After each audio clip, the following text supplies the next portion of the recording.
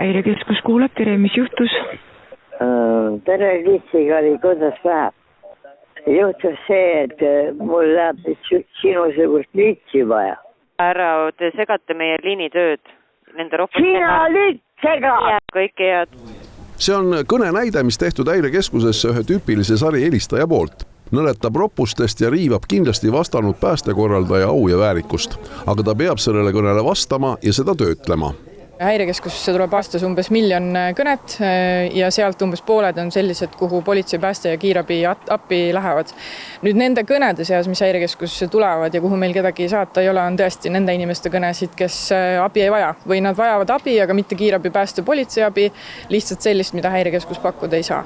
Ja see protsentuaalselt ei ole midagi suurt sellest miljonist. Kui ma ütlen 15 000 kõnet aastas, siis justkui ei ole märkimisväärne. Kõige suurem probleem on see, et need inimesed kipuvad helistama ühel ajahetkel, et nad võtavad näiteks ööpäeva või päevase aja ja see kõnede hulk lihtsalt kõik läheb sinna 8 tunni sisse näiteks või 24 tunni sisse ja siis tehakse neid kõnesid sadu ja sadu.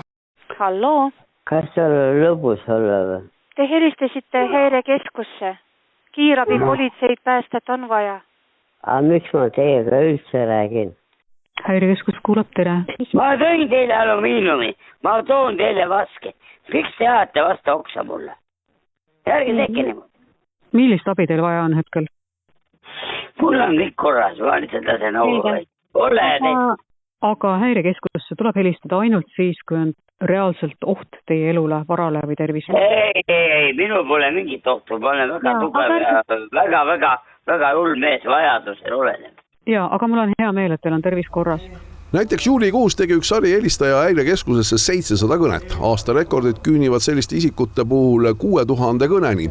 Ja kahjuks kõik on sisuliselt sellised, nagu need kuuldud näited. Ilmselgelt sellistel helistajatel on rohkem sotsiaalset abi vaja.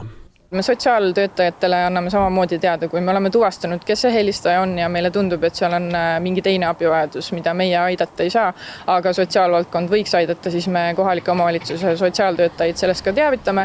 Kui on alust teavitada politseid, teeme ka seda, aga täna on nii, et Häirekeskuse ja hädaabiliini koormamine ei ole karistatav. See ei ole keelatud tegevus ja seetõttu on väga keeruline seda ka tõkestada.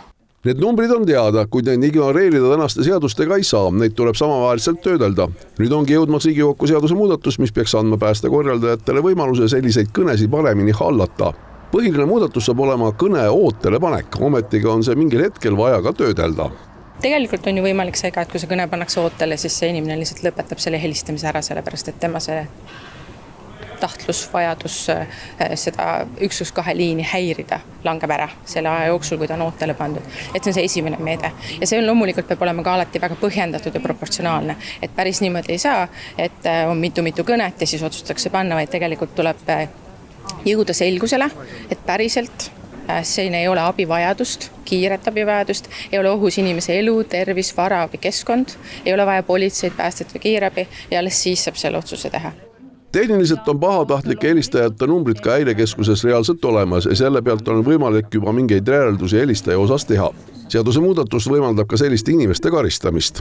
Jah, väärteokoosseis tõesti saab ka karistusseadustikku lisatud, et kui seni oli võimalik siis teadvalt vale väljakutse eest, kui see oli siis politseipääste ressursside teadvalt vale kasutamine, vale väljakutse tegemine, karistusele võtta või vastusele võtta tähendab, siis nüüd on võimalik ka Häirekeskuse töö teadvalt häirimise eest väärteokoosseisuga siis vastutusele võtta inimest. Seda siis maksimaalselt 200 trahviühiku ehk 1600 euro suuruses summas. Seaduse muudatus hakkab puudutama ainult Häirekeskuse numbrile helistamist. Muude ametkondlike avalike numbrite kohta see ei kehti. Kas teil on mingit abi vaja või mis põhjusel te helistate? Aga mis põhjusel te vastu võtate? No, te helistate hädaabiliini. Häda, minul pole miskit häda, sest mul on raha jalaga segada. See ei ole üldse oluline, kui teil ei ole... Oluline ongi raha, ainult raha, saad aru, lits raisk.